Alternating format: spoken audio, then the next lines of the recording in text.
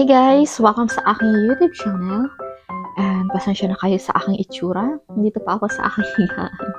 Day off ko ngayon and naisipan kong gumawa ng short video para ma-share ko sa inyo kung paano nga ba ako nag-cross country. Galing po akong Croatia, punta dito sa Finland. Nagtrabaho ako sa Croatia ng halos 1 taon. And bago pa nga ako mag-1 taon, nag-apply na ako kasi totoo lang, nahirapan ako sa Croatia. Mahirap sa part na sa sahod. Mababa po yung sa sahod. And yung trabaho, mabigat. Ayun. So, nahirapan ako. Ang arte. Nahirapan ako nag-try ako mag-apply. Apply sa mga kalapit bansa ng Croatia. Nag-try ako ng Netherlands, nag-try ako ng UK, nag-try ako ng Germany. Ayun. Pero walang maayos na feedback. Yung Germany, na-interview ako, pero na-require nila na sa language. So, yun. Parang kung i-grab ko yun, parang mas matatagalan, di ba? Ayun. And then, merong isang legit site sa Croatia kung saan ako nag-a-apply nun. Nung time na naisip kong gusto ko nang umalis sa aking kumpanya doon. And try ko na lang sana na doon na lang din muna sa Croatia. Pero, nakita ko tong agency. Ang agency ko po dito ay Bulkworks. Yun. Isa rin siya sa kilalang agency dito sa Finland. Naka-base siya dito sa Finland. So, yun. Nagpasa ko ng resume. And then, ayun naman. June ako nagpasa. By July, na-interview ako. Sa mga gitna ng June, nagpasa ako ng resume. Pero July na nila ako na-contact. Tapos, sinabi nila na parang need nila ng tao para ngayong winter. So, pinapili nila ako kung ano daw gusto ko. Gusto ko daw ba sa restaurant or gusto ko daw ba sa hotel. And yun, sabi ko hotel kasi parang nananawa na ako sa restaurant. Parang lagi nilang restaurant. And yun, sabi ko hotel. And nung na-interview nila ako, hindi na ako in-interview ni employer. Okay na ako sa agency, sabi nila, ipapasa daw nila yung aking CV sa employer. And then, yun, nag-antay ulit ako ng ilang weeks, siguro mga 2 to 3 weeks, di ba, ang tagal. Nag-antay ako, and then bigla nila akong kinontak sa email na nakapasa daw nga ako. So, na-choose ako ng employer. So, syempre, tuwang-tuwa ako nun. Nag-antay ulit ako ng 1 week, di ba? Ang dami kong inantay. Nag-antay ulit ako ng 1 week para sa kontrata ko. Yun. And, okay naman. So, natuwa naman ako dun sa kontrata ko. And, nung time na yun, nagtatrabaho pa ako sa Croatia, syempre, kailangan mo pa rin magtrabaho habang hindi pa okay yung lahat. Wow! Yung pa ganun. And, yun, dito napapasok yung pag-process ng working residence permit. Yun. So, sinundan nila ako ng site, yung Migri. Tama ng pronunciation ko, Migri or Migri.fi. Interfinland. Yon. Doon mo ipaprocess lahat. Doon ka mag-a-apply ng residence permit and doon mo makikita kung ongoing na yung sa residence permit mo. And then kung may pagbabago man, kung may mga hihingin yung sa Interfinland, doon mo lahat isi-send yung mga documents, ganyan. And kailangan mo pa rin syempre pumunta sa embassy ng Finland. So, sa Croatia, sa Zagreb, nasa Zagreb kasi ako, pumunta pa ako sa embassy ng Finland. Kasi kapag nakapag-apply ka na doon sa Interfinland, di ba, nakapasa ka na. And then, sinindan ka na ng kontrata. Tapos, mag-register ka sa Interfinland. And then, doon ka mag-apply ng residence permit. So, kailangan mo pa rin mag-show up sa embassy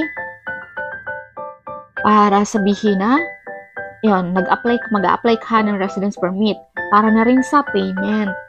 Yun, pumunta ako sa embassy ng Finland and yun, tinanong ko kung paano ako makakapagpabayad kasi nakapag-apply na nga ako sa residence permit. doon sa Interfinland and paano ako makakapag-send ng money. Actually, sa Interfinland, may choices sila doon. Kung gusto mong card or kung cash man, I mean, isasend mo sa bank, ganon. So, pagpunta ko doon, binigyan nila ako ng bank account kung saan ko isasend yung pera ko. So, mapaprocess lang po yung residence permit mo, mag-i-start lang yung process ng residence permit mo kapag nakapagbayad ka na. So, ako nun parang lumipas pa yung 1 week ulit kasi wala pa akong pambayad. So, kailangan ko pang antayin yung sahod na ang binayaran ko po ay nasa 490 euro. Para lang yon sa aking residence permit. So, nakapagbayad na po ako. And ang pag-aantay po nun ay nasa 1 buwan. So, 1 month ako nag-antay para sa aking residence permit. Ayan. And then yun, after 1 month, na-receive ko na yung aking residence permit. So, bago pa yun, nakakatuwa po kasi habang bina-process yung residence permit ko, so 100% naman po yun na makakapasa ka and makukuha mo yung residence permit mo. And, yun, nakakatuwa kasi habang inaantay ko siya, yung employer ko dito, kinokontak na ako na kontakin ko daw sila kung kailan yung flight ko, sinisenda nila ako ng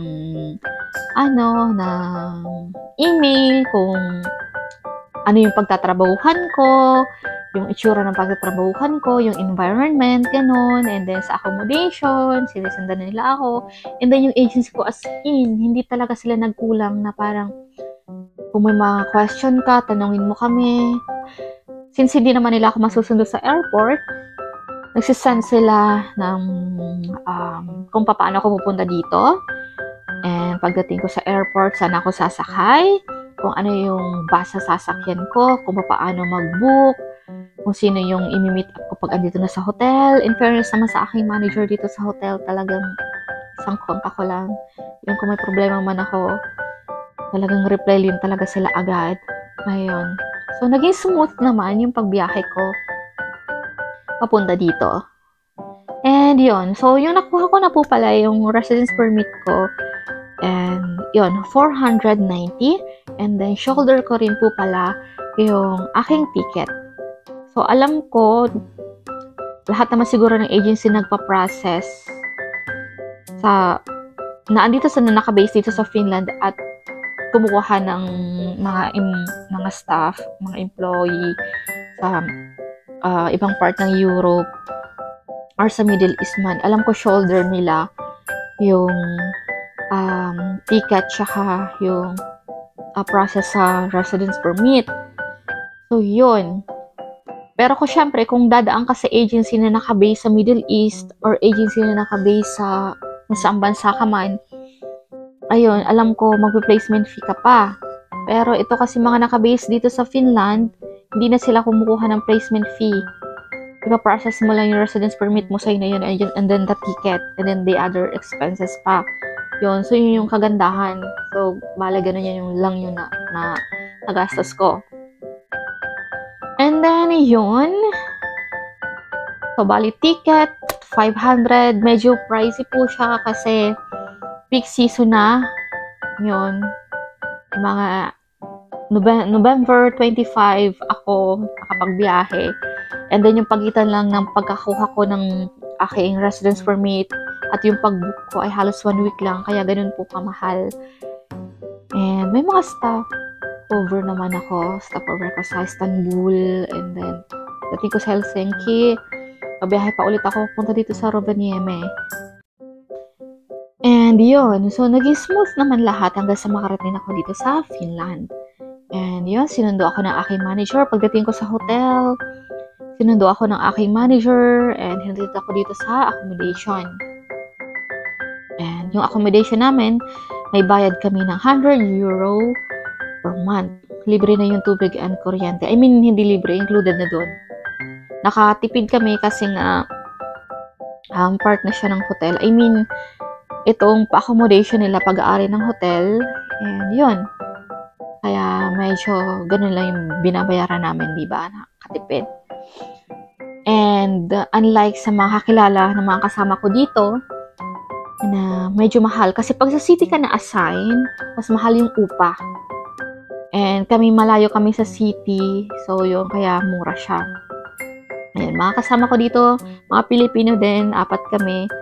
So, kung tigo 100, yung upa namin dito ay 400 euro sa isang apartment. Pero, okay lang din. Kasi, syempre, may sarili kaming kusina and then, yan, may privacy naman. Unlike sa ibang accommodation dito, wala. Parang isang kwarto and then, andyan na yung CR, andyan na yung banyo. Kami hiwa-hiwalay. I mean, ito kwarto and then, may kusina doon and then CR, ganun. So, yun. Okay naman. Pasalamat naman ako kay Papa Jesus. At dito ako napunta. And yun, mga kasama ko dito, galing Pilipinas at ang agency po nila ay Barona. Ako naman ang agency ko ay Boltworks. Bali, iba-iba pala kaming agency. So, 2 taga Barona, ako, Boltworks, and then may isang staff point.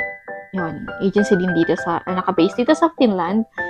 And parang sister company siya ng pinagtatrabahuhan naming kumpanya. I mean, ang hotel. Yun.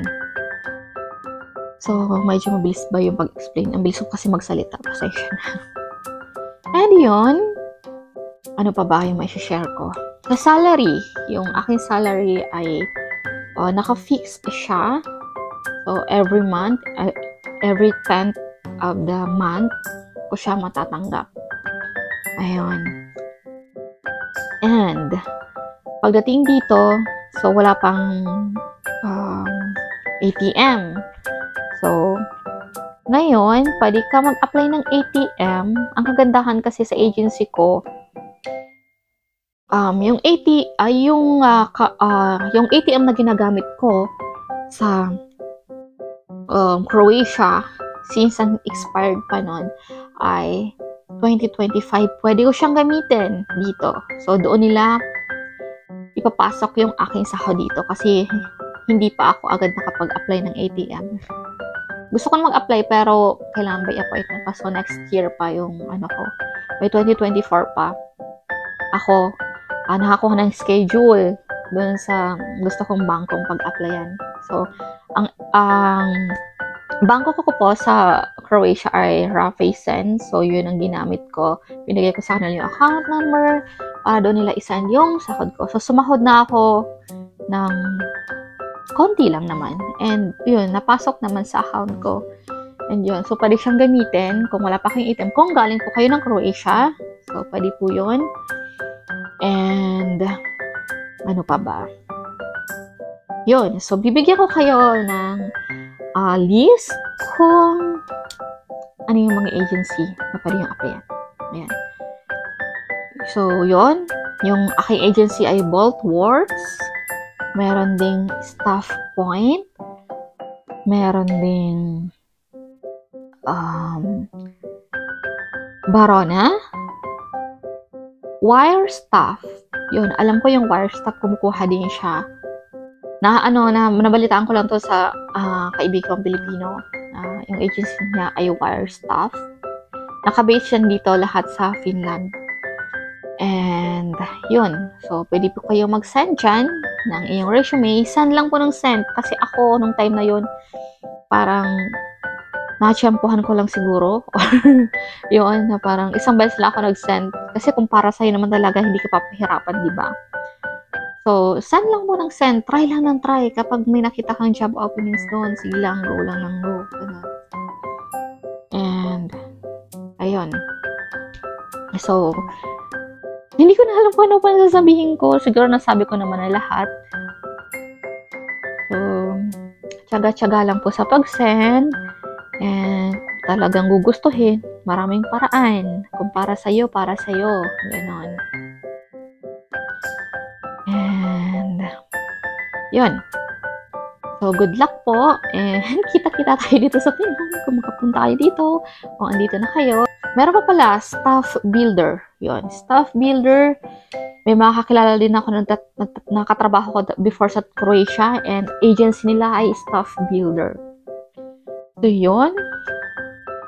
So, yun lang muna po sa ngayon. Yung short video ko parang ang haba na. And good luck po sa pag-apply. And kita-kita tayo dito sa Finland. Thank you. Bye-bye.